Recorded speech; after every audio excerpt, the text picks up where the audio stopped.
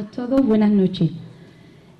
Vamos a dar comienzo al 9º ciclo cultural de la Real e Ilustre Hermandad del Rocío de San Lucas, y después de las preces de nuestro director espiritual, don Ángel Pérez del Yermo, os haré a todos los presentes un desarrollo de los actos que conforman este 9º ciclo cultural. Comenzamos hoy con una conferencia, Rocío, Almonte y San Lucas de Barrameda, mirada hacia la historia, a cargo de don Julio Mayo Rodríguez, historiador e investigador. Mañana viernes 18 a las 9 de la noche, conferencia Iconografía y joyas de la Virgen del Rocío, a cargo de don Manuel Galán Cruz, delegado de formación de la Hermandad Matriz de Almonte. El sábado día 20 a las 9 de la noche, conferencia Irlandeses e Ingleses en San Lucas, Colegio y Capilla de San Jorge, a cargo de don Manuel Romero Talla Figo, catedrático e historiador en la Universidad de Sevilla. El domingo 21 de septiembre a las 12 de la mañana clausuraremos el 9º ciclo cultural con la celebración de la solemne Eucaristía presidida por don Ángel Pérez del Yermo y que será cantada por el coro de nuestra hermandad. De su vida, trabajando con rigor el estudio de la religiosidad popular. Concretamente se ha especializado en expresiones marianas de devoción multitudinaria, como lo fue en siglos pasados la Virgen de Consolación de Utrera y hoy en día la Virgen del Rocío. Es autor de diversos libros y numerosos estudios de investigación. También destaca su faceta como comisario de exposiciones. En este sentido, es importante destacar la que dirigió en el año 2010, denominada Puentes de Fe entre Europa y América, Consolación de Utrera, en la que se exhibió en Sevilla la magnífica pieza de oro del barquito de Consolación de Utrera. También ha sido comisario en el año 2011 de la exposición intercesora de Almonte El Rocío Chico, organizada por la Hermandad Matriz del Rocío de Almonte. Luego esta exposición itineró por diversas ciudades y pueblos andaluces como Jerez y Cádiz. Desde que comenzó a abordar aspectos inéditos de la historia rociera en el año 2011, ha investigado muchísimo en los archivos sanluqueños de Medina Sidonia y en el de la familia Borbón, en el que se custodia el fondo de los duques de Montpensier. Ha documentado numerosos capítulos que aún permanecían inéditos para la historia del Rocío.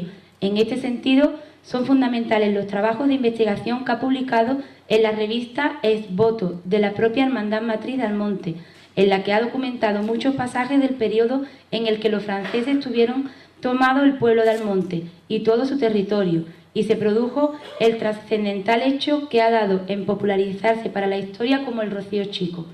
En otro estudio ha aportado numerosas fechas nuevas de traslados de la Santísima Virgen del Rocío que no se conocían en el estudio que firmó, titulado Rocío del Cielo, siempre en camino, también publicado por la científica revista Es Voto. De igual modo, son numerosos los artículos que viene publicando en la prensa diaria sevillana, como los artículos que difunde el periódico ABC de Sevilla. Este pasado Pentecostés dio a conocer un documento del archivo del arzobispado que aporta una nueva versión de la leyenda de aparición que refería a haber sido un almonteño quien encontró la Virgen en la Rocina. En este pasado Rocío Chico también difundió que había encontrado un poema en romance manuscrito en la Biblioteca Colombina de Sevilla que narran un traslado extraordinario de la Virgen del Rocío en el año 1738. También colabora estrechamente con la Hermandad del Rocío de Triana, sobre cuyo pasado histórico ha investigado bastante con motivo de su bicentenario fundacional y ha publicado interesantísimos artículos. En estos estudios ha documentado el origen trianero de sus fundadores, la forma en que se fundó aquella filial sevillana y otras cuestiones sobre su patrimonio histórico y artístico. Archivero de profesión e historiador de vocación, es el encargado de custodiar la documentación del Archivo Municipal de los Palacios y Villafranca, desde que en el año 2000 la reordenara y catalogara en su nueva ubicación de la planta baja del Ayuntamiento. Entre sus temas de especialización se encuentra la temática de la religiosidad popular. Es autor de los capítulos dedicados a hermandades de Marchena, Lebrija, Utrera, las Cabezas de San Juan y los Palacios y Villafranca, en los coleccionables Nazareno de Sevilla, Crucificados de Sevilla y Misterio de Sevilla, así como las de las localidades onubenses de Villarrasa, Chucena, Alhorno y Almonte en Huelva Cofrade.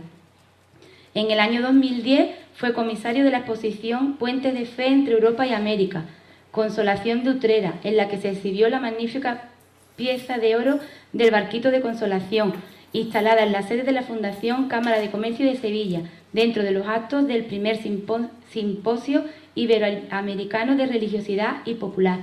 Recientemente también ha sido comisario en la exposición intercesora de Almonte El Rocío Chico, organizada por la Hermandad Matriz, celebrada en el Santuario de la Virgen del Rocío en agosto y septiembre del 2011. Entre sus trabajos monográficos cabe destacar Memorial de intervención en el lienzo de la adoración de los pastores, de Pablo Legot, en Los Palacios y Villafranca, en el 2003. Personajes históricos de Los Palacios y Villafranca, Ayuntamiento de Los Palacios y Villafranca, en el 2003.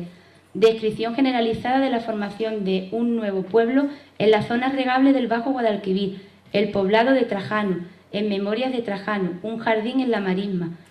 Los primeros años de Guadalema de los Quinteros, 1945 al 57, en Guadalema, un sueño de los Quinteros, Diputación de Sevilla, 1998.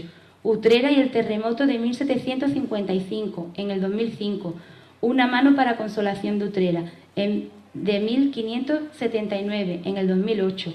Así como capítulos en coleccionables. Nazareno de Sevilla, 1997. Crucificado de Sevilla, 1998. Huelva Cofrades, 1998. Misterio de Sevilla, en el año 2000. A todo esto añadimos numerosísimas conferencias en distintos pueblos de las provincias de Sevilla, Huelva y Córdoba, de entre las que podríamos mencionar Panorama de las fuentes documentales para la historia de la provincia de Sevilla, Francisco de Paula Barquero, cofundador de la Real Academia Sevillana de Buenas Letras, 100 años de luz, dimensión social de un archivo municipal en el medio rural, o la que hoy nos reúne a todos, Rocío Almonte y Sanlúcar de Barrameda, mirada hacia la historia. Con todos ustedes, don Julio Mayo Rodríguez. Un fuerte aplauso.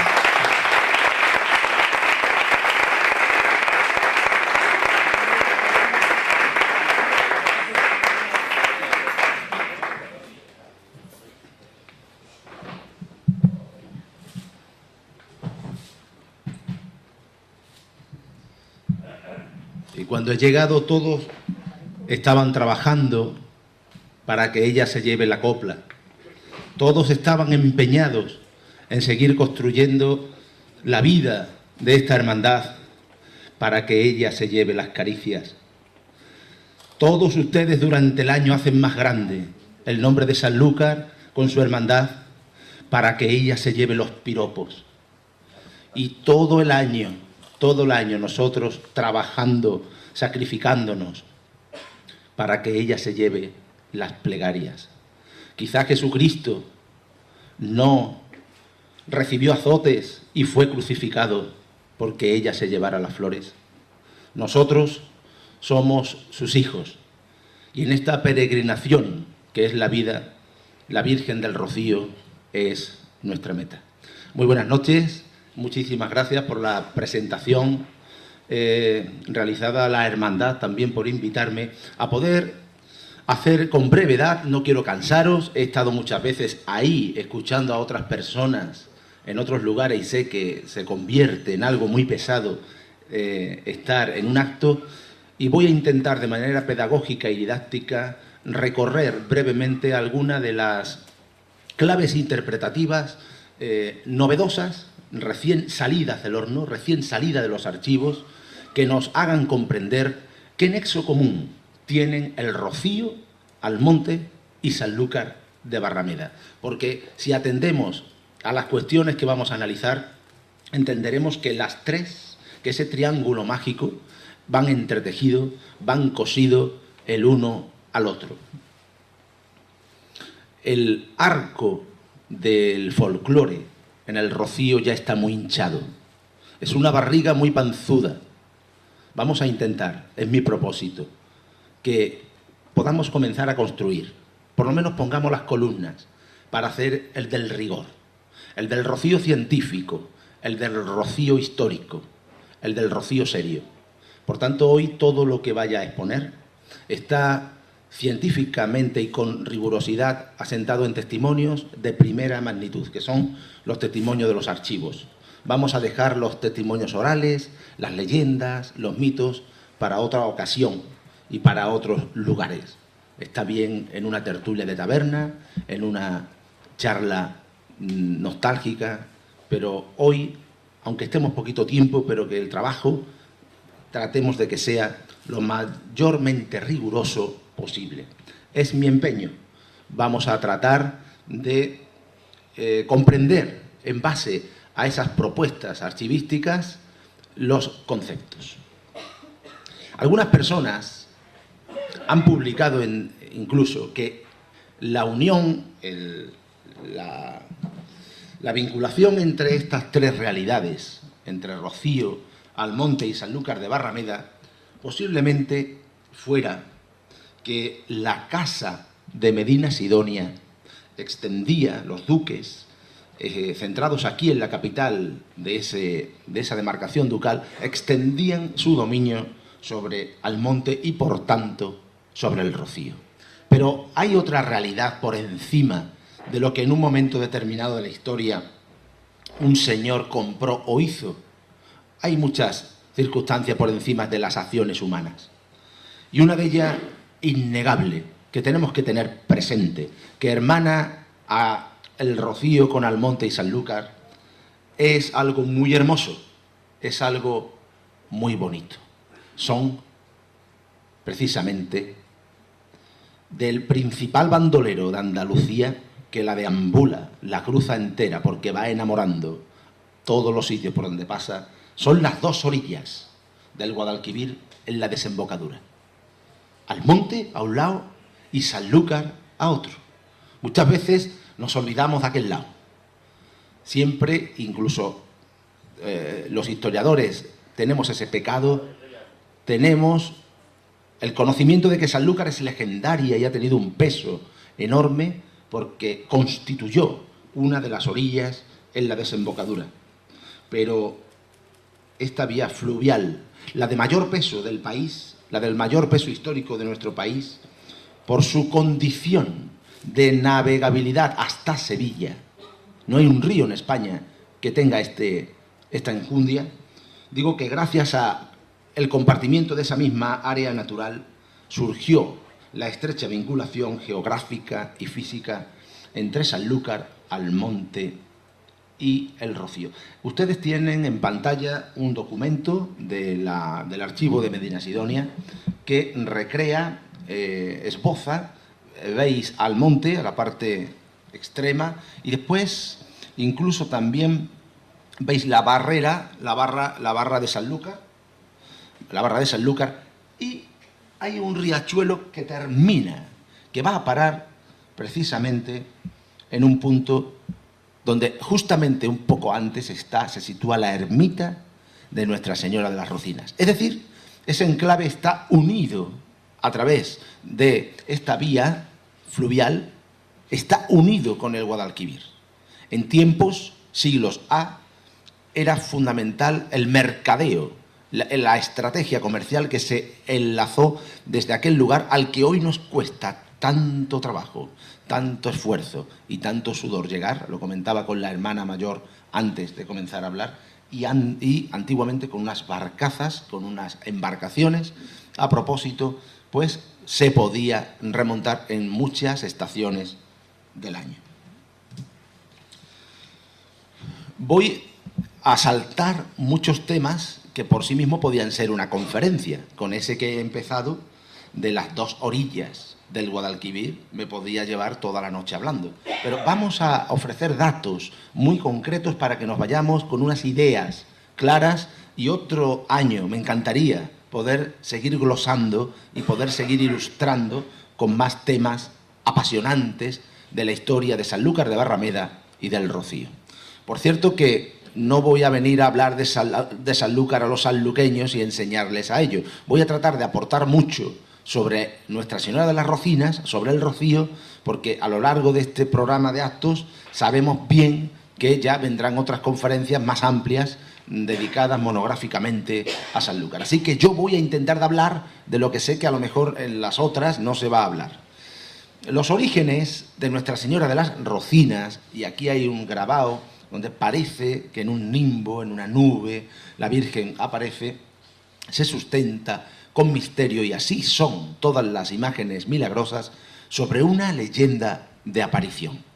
La leyenda de aparición, como podéis entender, no tiene mucho sustento. Es una leyenda, es una narración, es una fábula, es un cuento. Pero sirve para entender cómo fue el origen de la Virgen del Rocío. Pues bien, este año, hace pocos meses, tuve la fortuna de encontrar en el Archivo General del Arzobispado de Sevilla una fuente escrita que habla de esta leyenda. Hasta ahora únicamente conocíamos una fuente, conocíamos la que está debajo, 1758. Las reglas de la Hermandad Matriz de Almonte hablan de manera impresa de la aparición y referenciaba que un hombre, ahí lo pone, entrado el siglo XV de la Encarnación, la parte escrita, mecanografiada, para que me entiendan, un hombre que apacentaba ganado o había salido a cazar, es decir, un ganadero o un cazador, hallándose en el término que dice un hombre, no precisa la patria ni el origen. Arriba, sin embargo, el manuscrito que he localizado en el Archivo General del Arzobispado de Sevilla, 1779, si lo veis, arriba, en el primer renglón, Medina Sidonia, punto, dice después, a un antiguo cazador o ganadero natural de este pueblo, ¿lo veis? Precisa, matiza la procedencia, el origen, como no podía ser de otro modo, lógico, de la persona que encuentra a la Virgen. Estamos hablando de que eso se escribe en 1779. Todo lo que ha llegado después sí que es una verdadera leyenda. Todo lo que se ha escrito desde el año 60, que no es nada, hacia acá, de que la encontró uno de no sé dónde, otro de no sé dónde, cuándo, uno de Cádiz, otro de Villamanrique, no tiene sustento, no tiene fuente fidedigna. Por tanto, eso mereció un artículo monográfico que dediqué en el periódico ABC, y la prensa así entendió, por la rigurosidad que presentaba el hecho de haber encontrado en un archivo esa referencia, y de ahí que titulase el artículo Fue natural de Almonte. Ahí se explica, quien tenga interés en tener este artículo, después se dirige a mí y yo por correo electrónico con mucho gusto le paso el PDF para que pueda tenerlo. Sanlúcar de Barrameda es importantísima en la historia de España. Hoy, y cuando he paseado por las calles, parece mentira lo que fue Sanlúcar de Barrameda en el siglo XVI y lo que es hoy. Parece mentira. Era uno de los lugares más importantes de España.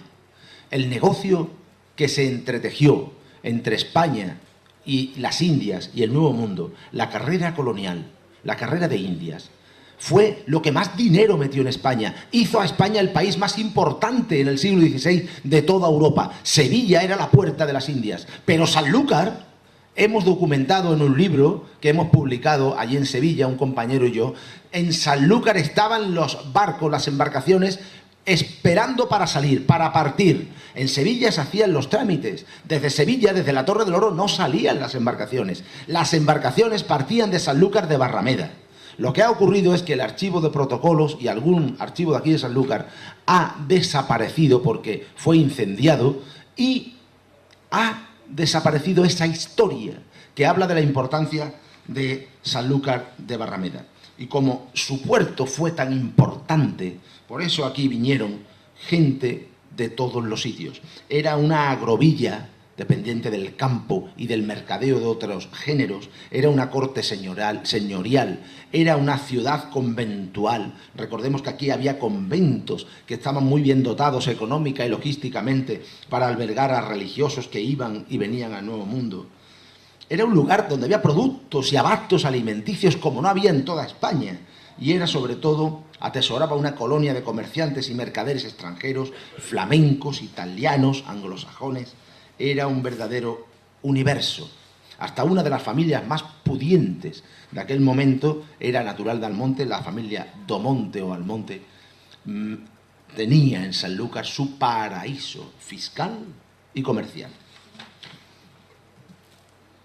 Los reyes católicos, todos los personajes más importantes de ese momento llegarán a Sanlúcar para ganar la gloria, que ya hemos dicho que está en la carrera de Indias. Aquella persona que lograra llegar a América y volver y viniera con su proyecto empresarial era rico para siempre. Si no lo impedían los naufragios, era rico para siempre. Aquel fue el trabajo de moda del momento, y Sanlúcar fue el sitio predilecto desde donde partían las naos. Antes, cuando he dicho que publicamos un libro, no una mano para Consolación de Utrera, es una nao para Consolación de Utrera. La Virgen de Consolación porta un barquito en la mano y es una nao para Consolación de Utrera. De tal modo que los cronistas de aquel tiempo, Andrés Bernaldez, habla y relata que Cristóbal Colón estuvo aquí y que venía con una corte de gente, una de las vueltas ya de América, y era la atracción del pueblo, viendo cómo venían indios, gente de color, con oros, con perlas. Es decir, Sanlúcar presenció y vivió todo aquello. Y este es el barquito de la Virgen de Consolación de Utrera. Vean ustedes que esta es una de las principales joyas de España. Una especialista, la primera autoridad en España en joyística es Leticia Arbeteta. Mira que tenéis la fortuna de tenerla aquí en Sanlúcar, de veraneante y casada con un sanluqueño. Ella es la que nos ayudó a dar un poco de luz al entendimiento de esa magnífica pieza, que es muy chiquitita, pero que condensa y simboliza la riqueza comercial y colonial de aquellos años. Las expediciones de aquel momento, el hijo de Colón hablando de que desde los palacios hasta Sanlúcar, por Lebrija, está el camino andante. Para que usted entienda, en Sevilla se hacía el trámite burocrático y la gente venía andando, la mayor gente que se embarcaba, venían andando hasta Sanlúcar, y en Sanlúcar se montaban en los barcos e iban a América. Se había pensado, hasta no hace mucho, que la gente se montaban ya en Sevilla. Se montaban aquí. Eso ayuda a que por dos sitios transiten las caravanas. Por este lado, por la zona de Lebrija y Utrera, y por aquel lado, por la zona de la ermita de la Virgen del Rocío. Atento a eso, a ese tráfago y a ese deambular, a ese camino andante de los que quieren aventurar a ir a América. Bien, las expediciones al Nuevo Mundo pasan por Sanlúcar y por Doñana, las que van por aquel lado. El Guadalquivir tiene dos orillas, evidentemente, una es Sanlúcar y la otra es Almonte. Es el contexto histórico predominante en la época bajo el reinado de Felipe II. Y, sobre todo, en Sanlúcar tenemos la realidad de la Casa Ducal, porque los Guzmanes, don Alonso Pérez de Guzmán, a finales del siglo XVI, se distingue este séptimo duque por ser un benefactor, un bienhechor, un protector de la devoción a la Virgen del Rocío. Este señor, precisamente, no va a escatimar esfuerzo para de la economía ducal poder pagar el salario, y ahí está asentado, estos datos están extraídos del archivo ducal de Medina Sidonia. Salario para pagar al capellán o ermitaño, que es el señor que cuida la ermita de Nuestra Señora de las Rocinas, y también salario para salario para pagar al ermitaño o al santero, y salario para pagar al capellán o al sacerdote, que es lo mismo. O sea, sufragaba la casa ducal de Medina Sidonia al santero, hoy en día conocido así, y al sacerdote. Eso era pagado, sufragado por la Casa Ducal de Medina Sidonia, que un documento reconoce, este documento que hemos encontrado, reconoce que era patrón incluso de la ermita de Nuestra Señora de las Rocinas. Atento a esto que estoy contando, porque el señor de Sanlúcar, en un momento dado de la historia del siglo XVI, es el patrón absoluto de la ermita de Nuestra Señora de las Rocinas, y Almonte comenzará a desplegar un estratagema, una estrategia para desbloquear esa regencia sobre la ermita y terminar apoderándose, para que nos entendamos, o para terminar dominando, controlando los usos de la imagen y de la ermita. Bien, por eso Almonte se va a hacer fuerte con personas ricas que viven allí, y también, por supuesto, también con la iglesia de Sevilla. La Iglesia de Sevilla, ¿por qué apoya a Almonte? ¿Por qué le da la razón y por qué colabora tanto con Almonte? Pues porque los terrenos de Almonte, que están cercanos también, el término municipal es impresionante, pues es muy codiciado. Y siempre se dieron traza la Iglesia de Sevilla o Almonte, o los dos a la vez, para que hubiese un canónigo siempre en la catedral. En 1533 ya había un canónigo que era de Almonte, Pedro de Almonte, el maestro Almonte. Es que la Iglesia de Sevilla quería que Almonte, que toda esa tierra, tuviera una representación, una dignidad eclesiástica dentro de la organización de la Iglesia de Sevilla. Y al revés, Almonte también necesitaba esa protección, esa oficialidad entre su gente. Y desde esa fecha, desde 1500 y poco, hasta casi el siglo XVIII, se sucedieron muchos canónigos, muchas dignidades importantes de la alta jerarquía eclesiástica que fueron de Almonte. Y frente a eso, la Casa Ducal. La Casa Ducal, desde aquí, desde Sanlúcar, tenía a hombres allí, los guardas del coto, gente que trabajaba para ellos, los corregidores que a sueldo, pues eran obedientes al duque, pero nada más, no podían hacer nada más. El duque tenía todo el coto de Doñana para él y explotaba mucho, pero con estos hombres que tenía sueldo no tenía la fuerza que sí tenía todo el pueblo de Almonte. Me siguen, ¿no? Llega un momento en el que hay una jugada clave para controlar la ermita. Cuando hablo de controlar, hablo en términos historiográficos. No entiendan ustedes que es una acción que se hace de la noche a la mañana, sino que evoluciona. Por ejemplo, el duque de Medina Sidonia trató de aguantar ese dominio sobre la ermita, unas veces pagando a un santero, pagando al capellán, pero también otras veces costeando a los frailes mínimos del mismo pueblo de Almonte para que se hicieran cargo del servicio de la ermita, pero no cuajaba eso. ¿Y qué jugada se hace en 1597, en 1587? Se instituye una capellanía, una memoria para decir misas, y la instituye, la funda un señor que se ha ido a América, que ha partido de aquí de Sanlúcar, pero que ha pasado por Almonte.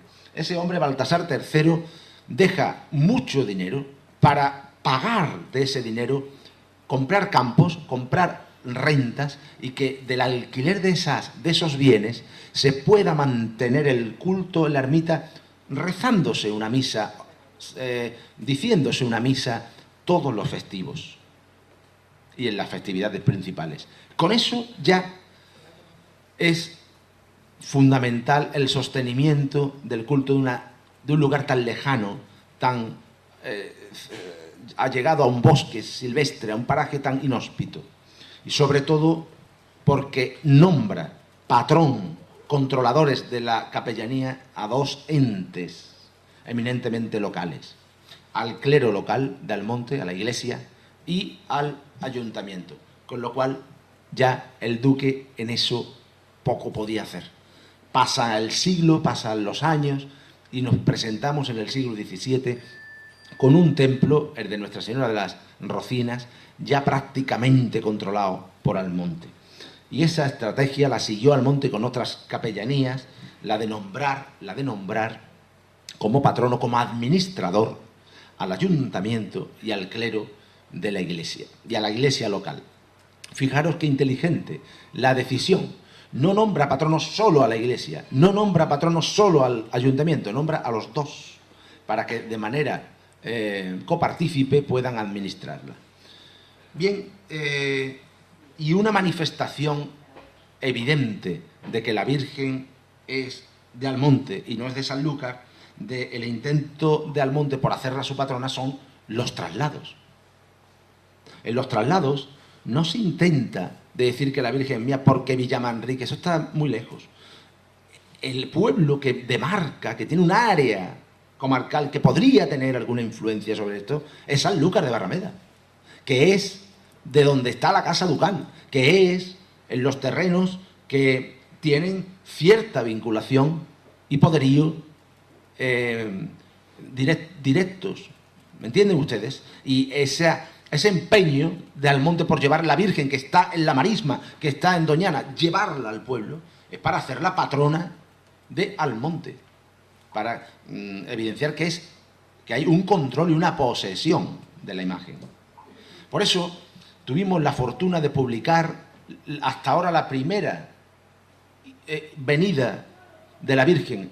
Hace unos años, en el año 2013, pudimos publicar que la primera estancia documentada hasta el momento de la Virgen del Rocío, lo publiqué en el periódico ABC, fue el año 1583. Hasta ahora se daban los años de 1607, principio del siglo XVII, como las primeras fechas, y a través de un documento, de 2 documentos, tuvimos la fortuna de poder documentar que en 1583, y antes seguro que ha ido, ya la Virgen era la protectora, la defensora, era la patrona de Almonte. En el siglo XVII, aquí este es el núcleo duro de la conferencia para poder entender bien cuál es nuestro propósito. Con esta ficha vamos a hacer una explicación muy sencilla de lo que representaba la piedad popular para un pueblo y para otro.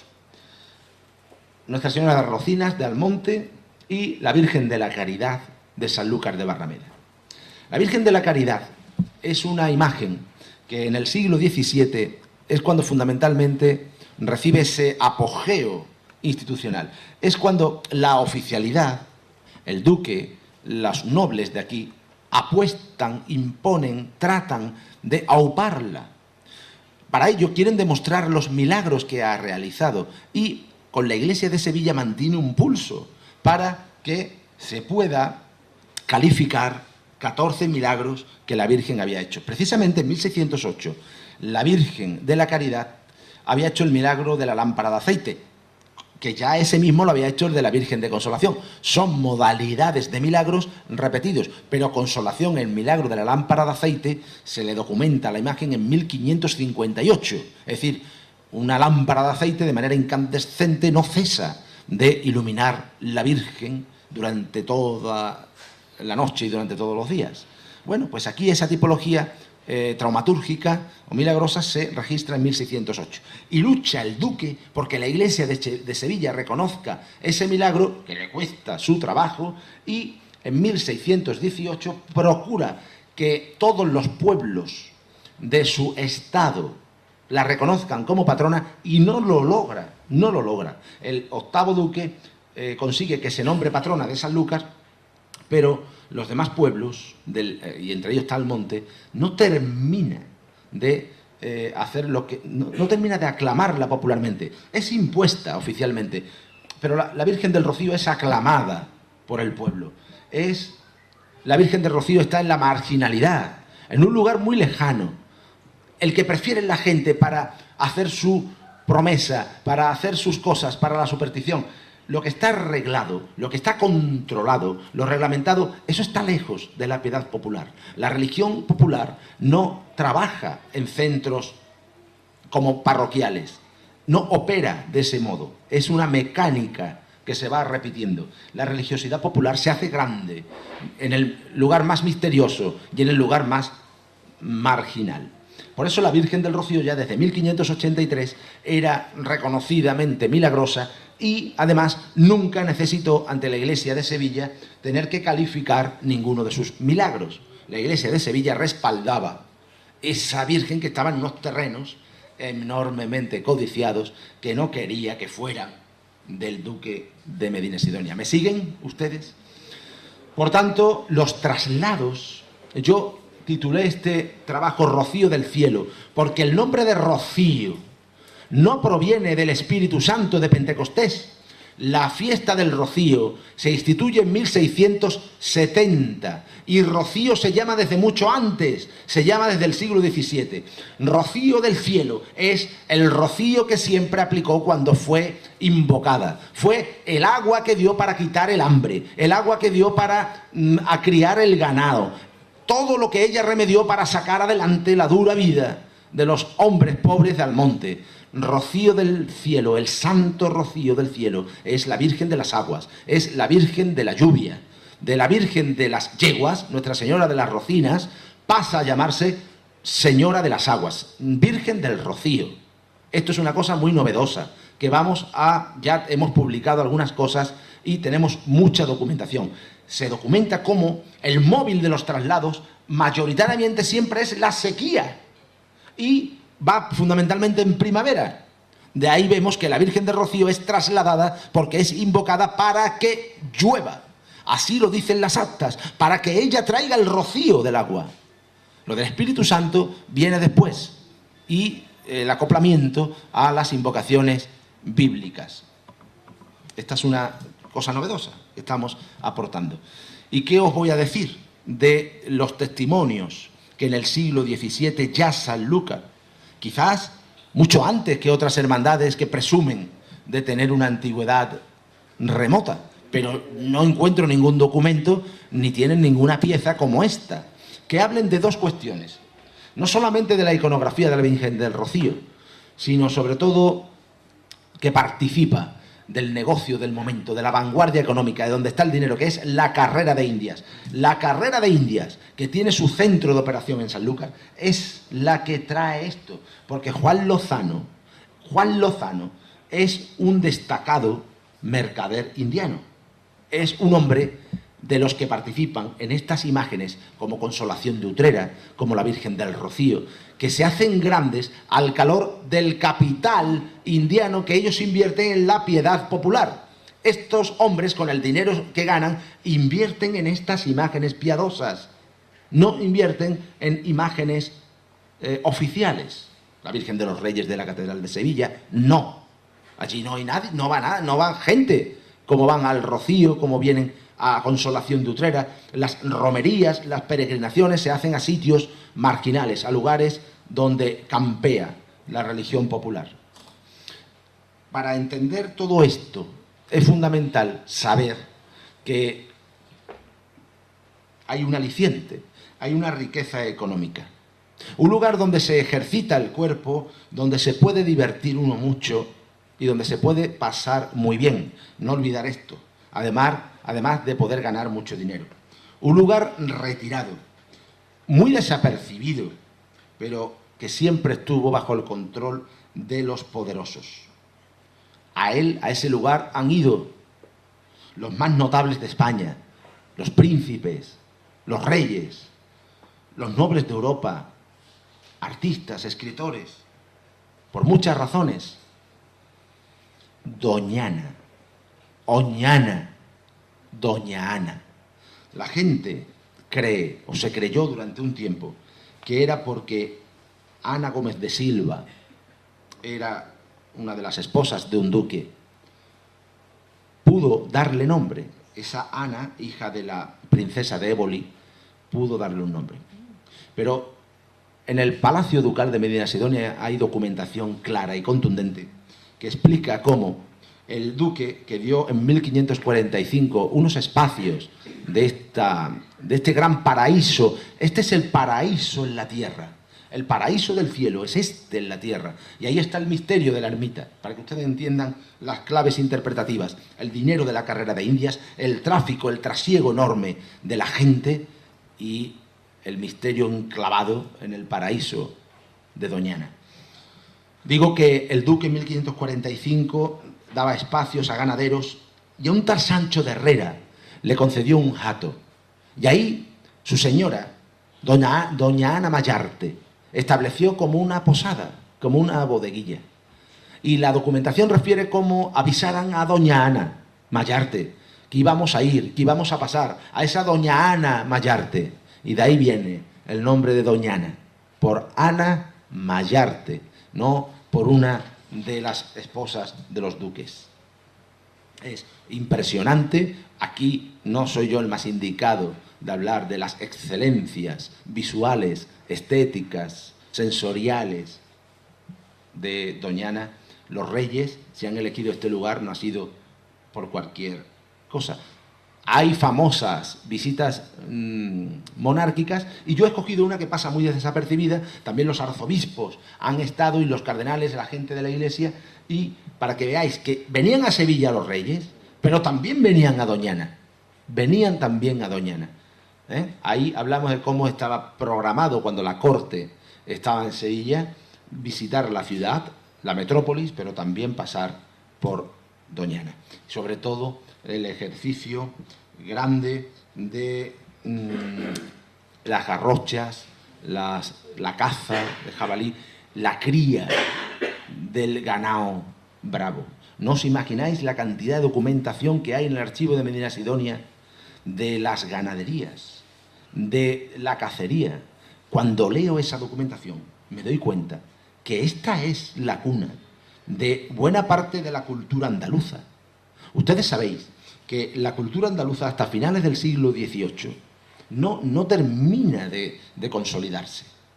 Bueno, pues en Doñana, si lo analizáis, se dan muchos ingredientes de ese guiso de las señas de identidad de Andalucía. Por tanto, estamos ahí en el corazón de Andalucía. Y en el extranjero, la visión que tienen los extranjeros de España es Andalucía.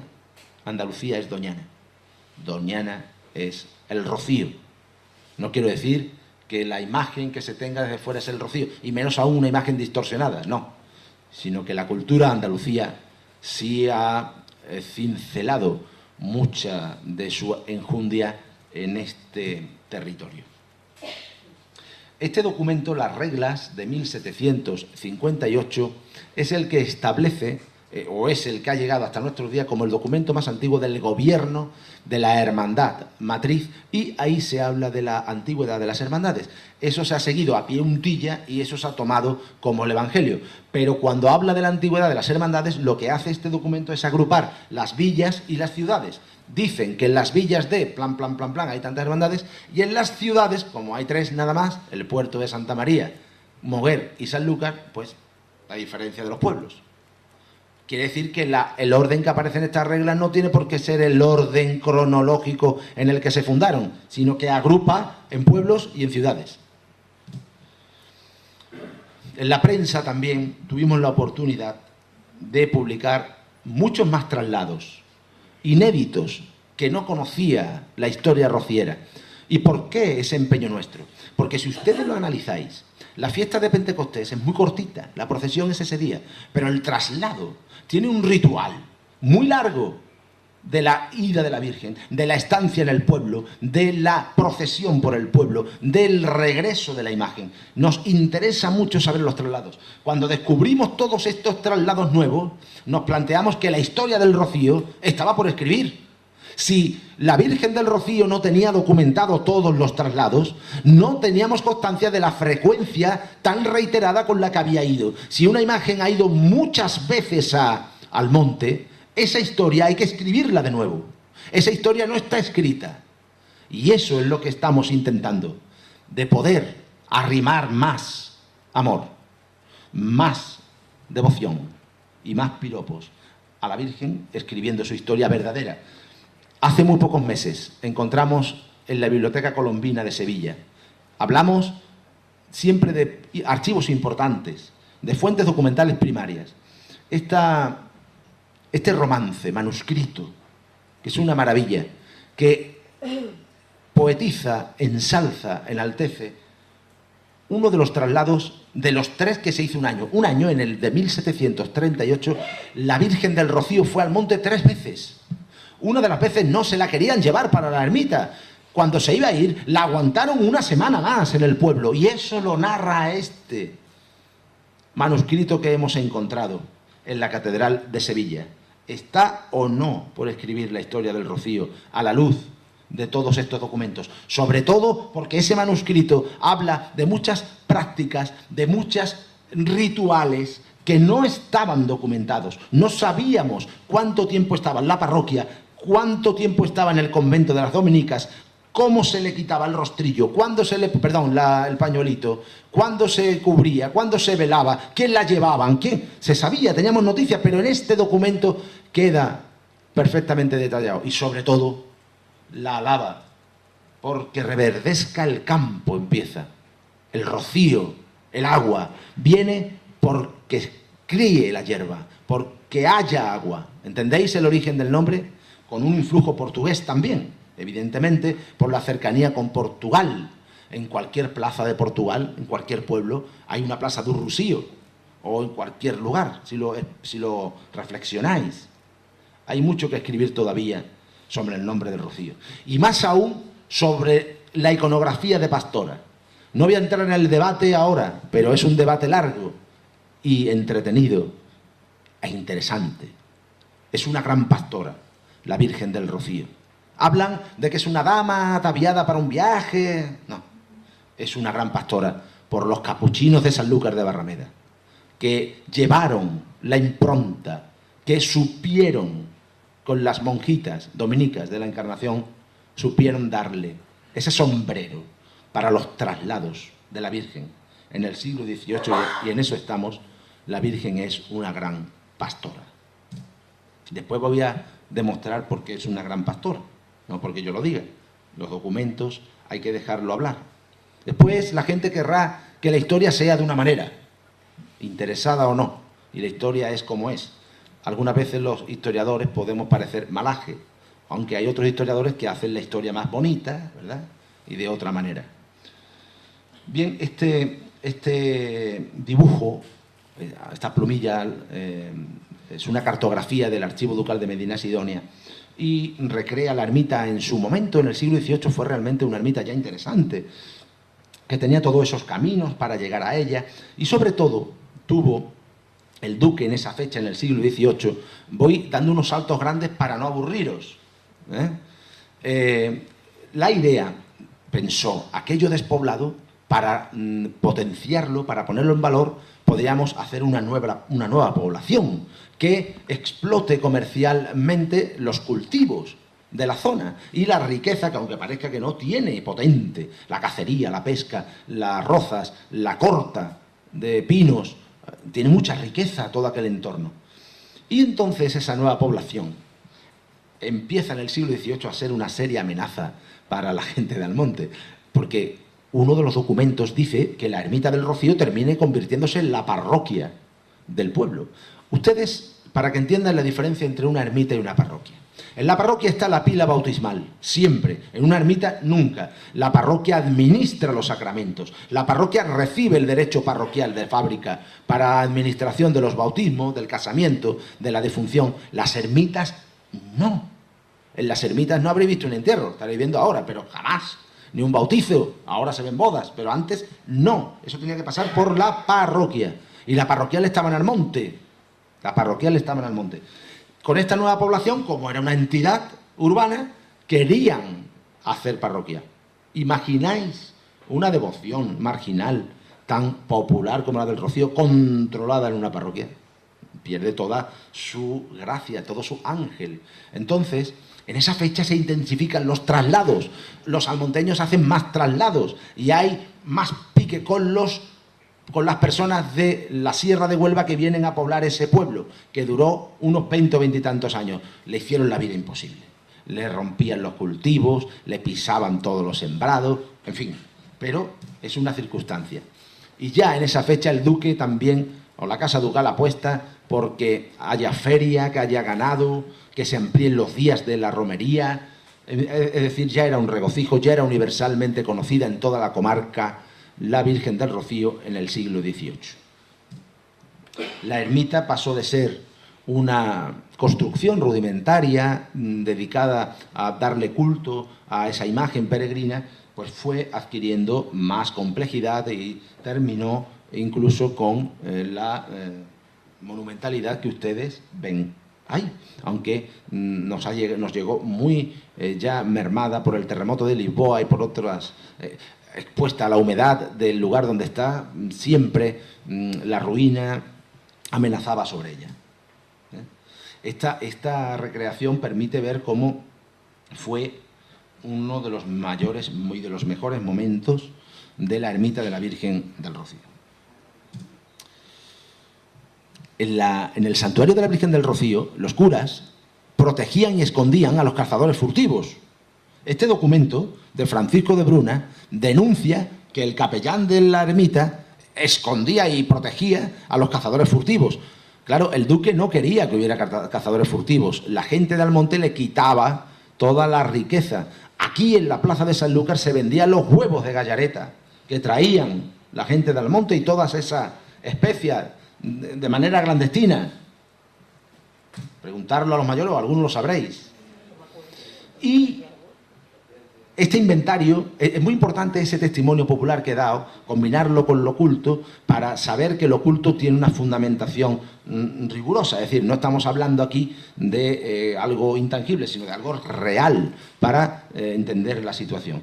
Este inventario de 1805 habla ya de que la Virgen tiene un sombrero. Una Virgen con un sombrero no es una dama de viaje del siglo XVII, de cortesana, ¿verdad? Sombrero es una pastora, porque tiene una esclavina también, ¿verdad? Entonces, en ese inventario que encontré en el archivo de la Hermandad Matriz y expuse en la exposición Intercesor de Almonte, está claro que ya la señora en los traslados es pastora o no es pastora. Yo no conozco ninguna dama de una corte de un sombrero, ¿no? Lo podéis leer ahí, en lo del sombrero, un vestido, anillo bordado, 3 camisas, abajo. Ítem, debajo del todo, un capotillo de terciopelo de seda azul, ¿lo veis? Bordado en tafetán celeste para su cuello. Está a la izquierda transcrito y a la derecha, y a la derecha está el documento manuscrito. Ahí están las ráfagas, la corona, el niño, el manto, el vestido. Bien, pero con la invasión francesa la romería se suspende. No había noticias de qué había, hasta hace 2 años, la historia del Rocío no sabía dónde estaba la Virgen y qué había pasado en el Rocío. O sea, cuando hemos empezado a investigar el Rocío Chico, hemos descubierto una serie de claves fundamentales. Este documento lo encontré en Madrid, Archivo Histórico Nacional de Madrid. Ahí está. En el legajo 50.127. Ese expediente habla de un sanluqueño, Domingo Castellanos, que tiene una procedencia almonteña. Ese hombre había rematado el monopolio del aguardiente. La gente antes en los pueblos, los municipios funcionaban así. El ayuntamiento sacaba a concurso el monopolio del aguardiente. Un señor pagaba el monopolio para todo el año del aguardiente. Y a ese hombre le tenían que comprar a los taberneros el aguardiente. ¿Entendido? Entonces ese hombre no solamente abastecía las tabernas, ese hombre también abastecía los puestecillos de la romería. En 1809, este buen señor pujó por obtener el monopolio del aguardiente en Almonte, pero no pensaba que iban a llegar los franceses y se iba a suspender la romería. Entonces el hombre suplica que debido a esas circunstancias le devuelvan la mitad por lo que había pujado. Ya llegaba tarde para eso. Y eso lo conocemos gracias a un documento de Madrid, Sanlúcar por medio, y Almonte también. Y gracias a eso sabemos que no había romería. Si no había romería en un lugar tan del extrarradio, tan marginal, tan lejano, no iba a estar la Virgen para que estos muchachitos, ¿no?, franceses, ahí en la plaza de Almonte, los fusileros de Almonte, que es la imagen corporativa de la exposición de la que fui comisario. Esta estampa se la encargué a un magnífico acuarelista. No creo que la Virgen, ya lo vamos a ver, estuviera en la ermita. La Virgen había sido traída al pueblo de Almonte. Esta cartografía y estas son los primeros mapas contemporáneos que sitúan cómo Sanlúcar de Barrameda, lo veis ahí en grande, es la capital. Los franceses se organizan en prefecturas y en Sanlúcar establecen un lugar administrativo, un centro importante dentro de la prefectura de Jerez, y Almonte tiene cierta dependencia con esa administración que establecen los franceses. Otra de las medidas que hacen los franceses es quitarle el coto de Doñana a la casa de Medina Sidonia y repartirlo entre la gente. Hicieron muchas medidas populares interesantes, de las que se aprendieron después, y los ayuntamientos hicieron muchas cosas, los franceses.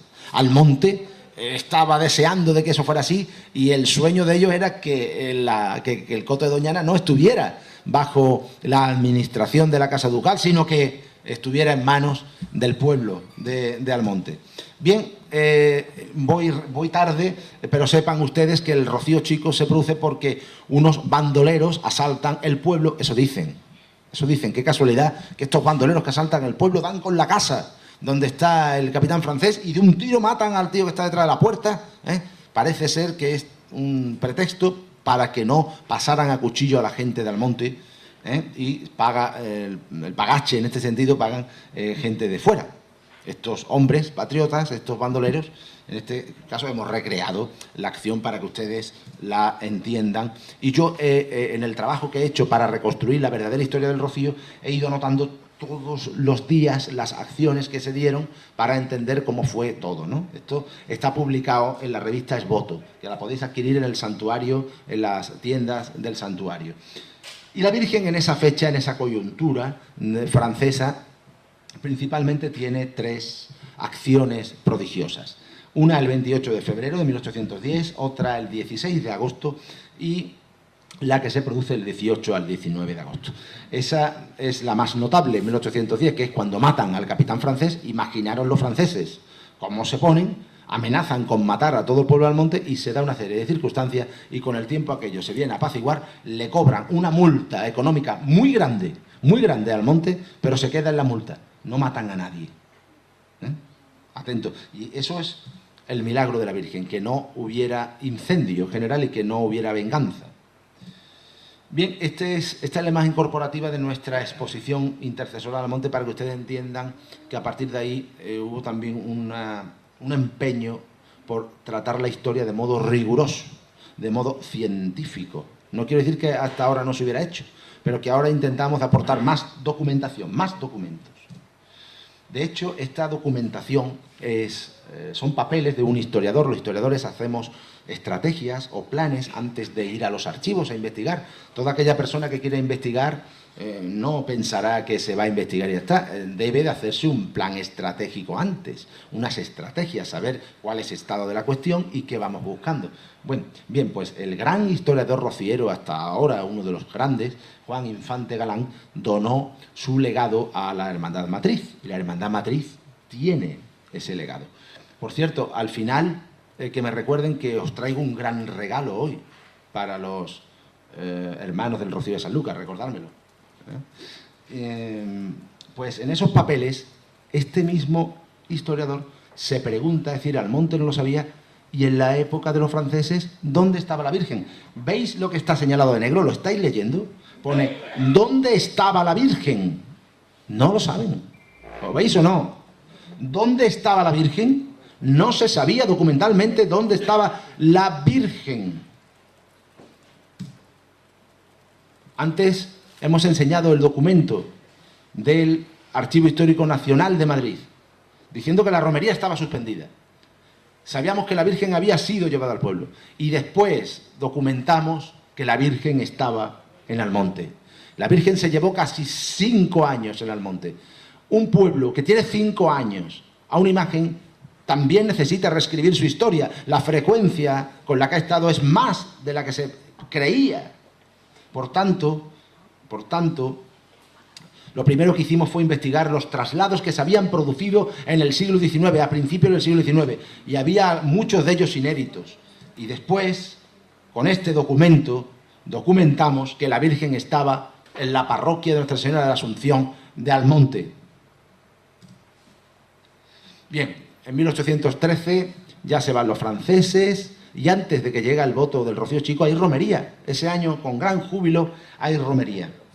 El hermano mayor era don José Lagares, la camarista doña Orosia de Ayala, y esta iconografía en plata, esta pieza en miniatura de orfebrería, es la estampa de la Virgen en 1813.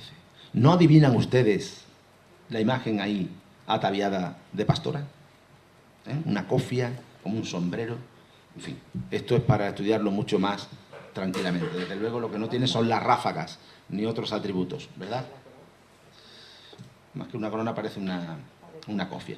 Esta imagen es de la Hermandad de Triana y la traigo para deciros que en las últimas investigaciones que hemos tenido en este año y lo hemos publicado, la Hermandad Filial de Triana no la funda ninguna persona de ningún pueblo de fuera de Triana. No sé si me entendéis, porque hasta ahora, por lo visto, la Hermandad de Triana la habían fundado 2 señores de un pueblo. ¿Sabéis eso? Bueno, voy a hablar más claro. Sí, que dicen o decían que la Hermandad de Triana la habían fundado 2 personas de Villamanrique. Eso está escrito en las reglas de Villamanrique. Ustedes la pueden ver porque es un documento oficial eclesiástico, que no es el boletín de una peña ni de una tertulia. Las reglas oficiales de la Hermandad de Villamanrique dice que 2 personas de Villamanrique habían fundado la Hermandad Filial de Triana. Nosotros nos fuimos al archivo de la parroquia de Santa Ana de Triana para intentar de ver qué personas. Mira que se han publicado cosas del Rocío y de Triana, pero si os dais cuenta, nosotros lo que pretendemos es no comenzar de cero, pero sí intentar de documentar los hechos para ver qué veracidad tienen. En la parroquia de Santa Ana tuve acceso, después de muchos meses de investigación, a encontrar la partida de bautismo del fundador Francisco Antonio Hernández, que nació el 6 de febrero de 1772.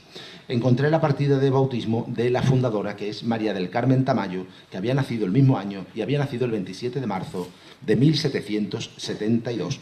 Estos trianeros se habían casado en la parroquia de Santa Ana de Triana, y estos trianeros habían fallecido y habían otorgado testamento, y su defunción se había producido en el entierro se había oficiado en la parroquia de Nuestra Señora de Santa Ana de Triana. Como ustedes comprenderán, estos hombres eran de Triana, ¿no?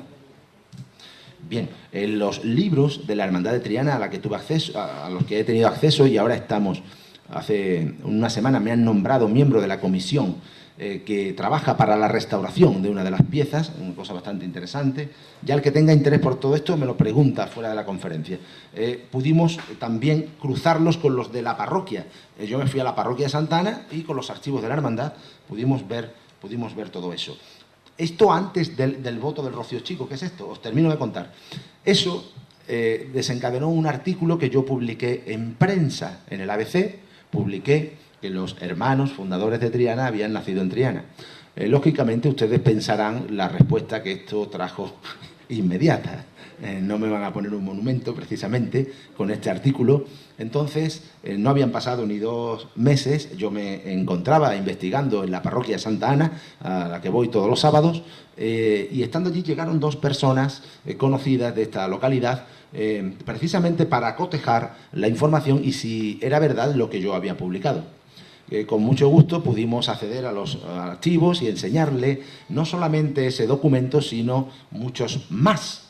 Entonces ellos mismos se sorprendieron y se preguntaron uno al otro que quién había publicado que la Hermandad de Triana la había fundado gente de Villamanrique. Entonces dijeron que no, hombre, que lo que querían decir es que naturales no, sino de cuna, que eran, o sea, que habían nacido en Triana pero que vivían en Villamanrique, ¿no? Entonces yo les dije que se habían casado en Triana, que si vivían en Villamanrique, que se iban y venían. Y me dijeron que quién había que... Después le enseñé también el testamento. Y vivían en Triana y se dedicaban al comercio. Eran personas pudientes o con una cierta capacidad, que si en Villamanrique eso podía... En fin, que eso se diluyó, y les recordé que eso estaba publicado en las reglas de la que llaman la madrina de Triana. Bueno, esto es para que veáis que la historia del Rocío está por escribir. Bien, bueno, el Rocío Chico, el voto de promesa, esto es muy amplio. Tengo una conferencia monográfica sobre el Rocío Chico que la di en Chiclana, y encontré este documento. No se conocía el acta del Rocío Chico y este documento lo encontré en el archivo de la Hermandad Matriz y lo pudimos exhibir en... Se conocía la transcripción del acta, pero este es el documento más antiguo del siglo XIX que lo tenía la Hermandad Matriz de Almonte, ¿vale? Y es curioso porque aparece la Virgen de la Caridad de Sanlúcar, porque cuando Almonte hace eso del Rocío Chico, tiene en mente el ejemplo de Sanlúcar y de Sevilla. Es decir, aquí en Sanlúcar el 25 de agosto se organiza una procesión con la Virgen de la Caridad, que ahora, 200 años después, ese dato está muy inédito. Yo no sé si eso lo sabían la gente de la hermandad y no sé si la han sacado. Estuve a punto de escribir en el periódico, pero no tuve tiempo. En fin, que en Sanlúcar, el 25 de agosto de 1813, la Virgen de la Caridad sale para darle las gracias porque se han ido los franceses. Y eso mismo, días antes, el 19 de agosto, en Almonte, también se hace una acción votiva. Es para que veáis cómo los mecanismos se repiten. Yo no soy rociero, a mí me vinieron a buscar. Yo investigo Consolación de Utrera, que fue la romería más importante del barroco de Andalucía en los siglos XVI y XVII. Pues bien, Esos patrones, esa mecánica de piedad popular multitudinaria, de efervescencia mariana, se repiten también en estos episodios marianos, del rocío, de la caridad, pero son distintas. Ya he establecido antes la tipología de que la caridad es muy oficial, está muy reglamentada, está en un núcleo urbano, y consolación y el rocío no, eso está en la marginalidad, esas tienen traslados, ¿vale? Para que entendáis las diferencias. Bien, en la ermita del Rocío empiezan a ir gente dando las gracias, la Virgen se hace más milagrosa. Ese hombre que tiene un zapato tan alto era cojo, le llaman Tacón, y era un comandante de las tropas españolas. Perdón, ese es el pintor. Tacón está pintando a Foxao de Vega, que es uno de los comandantes trianeros que estuvieron al frente de las tropas españolas que vencieron a los franceses, y lo ha recreado Emilio Gavira en esta acuarela que se exhibió en Intercesora de Almonte, que creo que estuvo a punto de venir aquí la exposición al final. Bien, esta litografía de la izquierda, para que ustedes entiendan y vean la ligazón de Cádiz y de toda la zona de... Curro Gersi está detrás mía, para que investigue, y quiero hacerlo, y con lo de Sanlúcar ahora también, el peso que tiene Cádiz en la devoción rociera. Esta litografía se extendió por Cádiz primeramente, la he encontrado en la Biblioteca Nacional, en la sección de cartografía, y precisamente está hecha por Antonio Bulla en Cádiz, ahí lo pone, si ampliáramos eso, ahí está escrita el señor que comercializó estas estampas, que con ellas se divulga y se difunden la devoción a la Virgen del Rocío, no cabe la menor duda. Otro nexo con Sanlúcar, Almonte y el Rocío son los duques de Montpensier.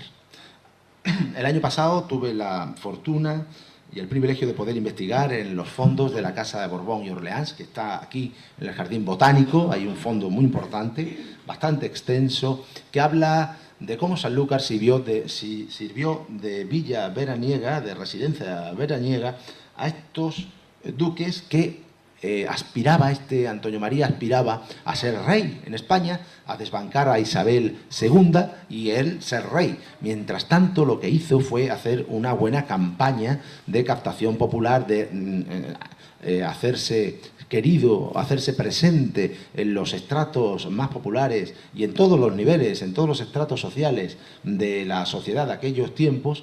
Y aquí en Sevilla estuvo muy cercano a las cofradías y a estas devociones y a estas situaciones. Por primera vez, él en Villamanrique tiene un palacio para la cacería de Doñana, pero en Sanlúcar tiene una villa residencial. En Sevilla, el Palacio de San Telmo, en Castilleja de la Cuesta también. O sea, tiene muchos sitios. No vayáis a pensar que este hombre dormía en el Palacio de Villamanrique, que tiene muchos sitios. En Sanlúcar pasaba muchos meses. En 1862, los duques de Montpensier hacen mucho porque la reina Isabel II, cuando viene a Sevilla, la forma de festejar esta estancia real fuese con la recreación de una romería. Ellos apoyaron mucho a la hermandad de Triana, pero sobre todo vamos a ver ahora cómo fueron fundamentales en el Rocío de Almonte, cómo la hermandad matriz de Almonte cambia sus reglas para nombrarlos a ellos hermanos mayores, y la Virgen va a recibir un montón de donaciones, va a recibir de manera benefactora una importante cantidad de dinero para sufragar piezas y enseres importantes para la Virgen. Era bien conocida su afición a la cacería.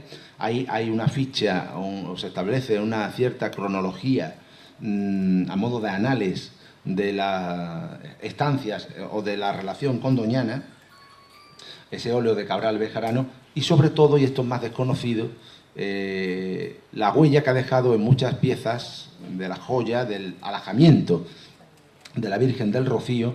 Ahí esa corona real tiene un claro ligazón y un claro vínculo con la casa de Montpensier. Y yo tendría que hablar de la hermandad de Sanlúcar, y puedo hablar cosas sobre la Hermandad de Sanlúcar, pero yo creo que dentro de 2 días, o sea, el sábado va a haber una conferencia monográfica precisamente sobre este aspecto. Y yo voy a hablar de la Hermandad de Sanlúcar, pero voy a hablar de un episodio poco conocido, inédito, que hoy es el regalo que yo me traía preparado. Bueno, esta estampa de la Virgen del Rocío es de sabor de bon pensier, porque tiene sus ráfagas, su media luna, probablemente su saya, y todo tiene un sabor decimonónico cercano a esa casa monárquica, o a esa familia que aspiró a ser Luisa Fernanda y él aspiraron a ser los reyes de España.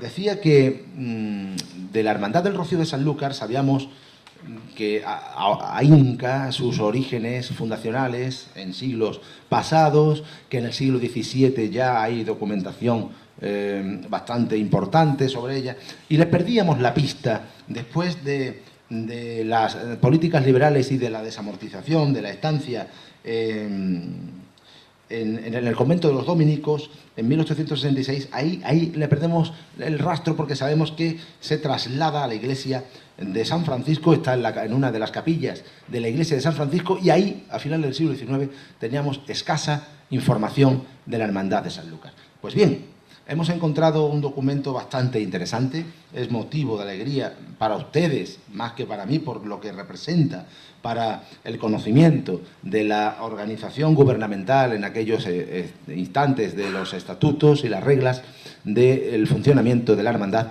documento que existe muy pocos para esa fecha de índole rociera y menos de esa envergadura. Se trata nada más y nada menos que del hallazgo de unas reglas de la Hermandad de Sanlúcar de Barrameda, que son estas de aquí. Estos estatutos de la Hermandad de Nuestra Señora del Rocío de Sanlúcar de Barrameda, fechados en 1883.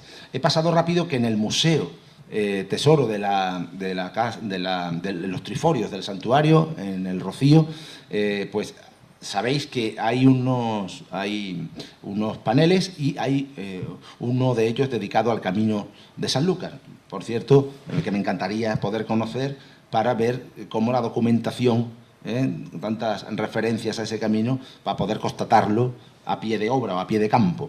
Eso para que sepáis que en el santuario hay uno de los paneles dedicado al hermosísimo Camino de Sanlúcar. Bien, pues estos estatutos, que es para hacer un artículo mucho más extenso, está aprobado por la autoridad eclesiástica y, por tanto, le depara la Iglesia, le depara cierto respaldo a esta expresión o esta congregación de índole, esta agrupación de fieles de índole rociera. Es de los pocos documentos conocidos hasta la fecha para esta fecha. La Hermandad Matriz hace unas reglas en el siglo XIX y, pare de contar, Huelva también maneja alguna documentación.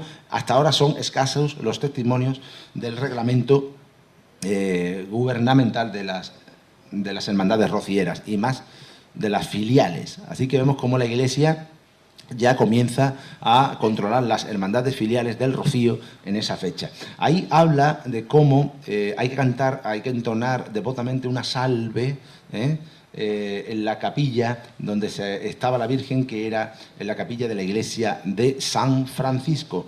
Y en el articulado, fundamentalmente, se habla de una fiesta que la hermandad tenía que celebrar todos los años, muy específicamente a las benditas ánimas del purgatorio, con el sencillo fin de poder ayudar a los hermanos en su entierro. Es decir, había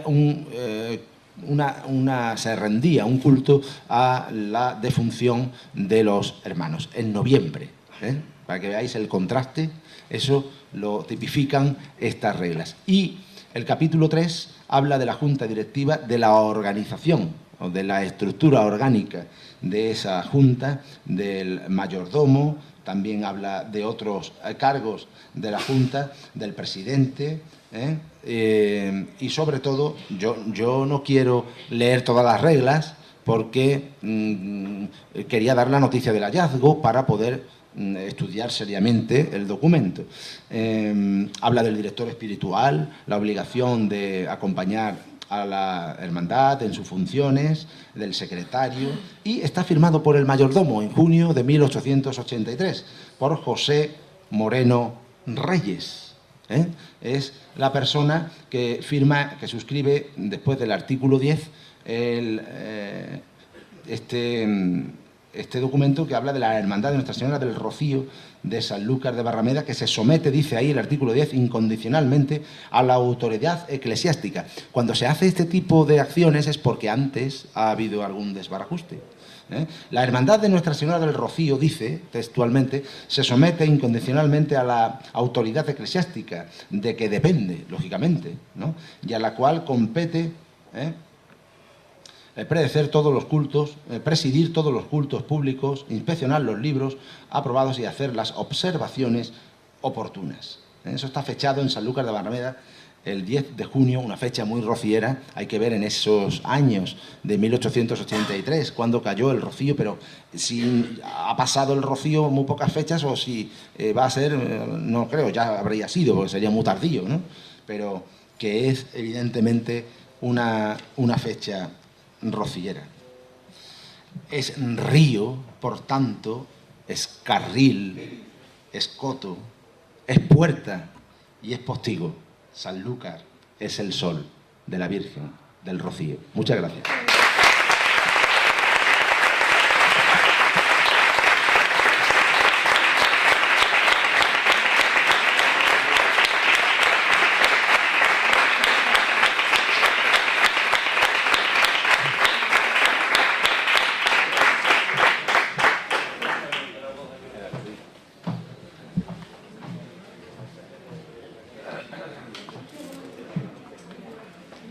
A continuación, nuestra hermana mayor, Pepi Pérez, hará entrega de un obsequio a don Julio Mayo en agradecimiento por su participación en este 9º ciclo cultural.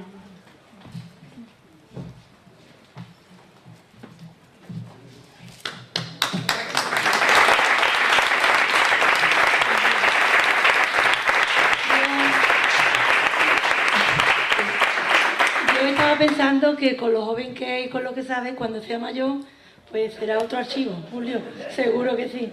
Que muchas gracias, que te tomo la palabra, que te lo he dicho antes, que te invito a que te vengas con nosotros, a que conozcas ese camino, que pues cuando tú quieras, y lo tenemos muy cerquita, el día 19, si Dios quiere, y lo confirmará el parque la semana que viene, vamos a hacer la peregrinación andando. Te invito a este y después a la romería, ¿vale? Que aquí tienes tu casa para lo que tú quieras.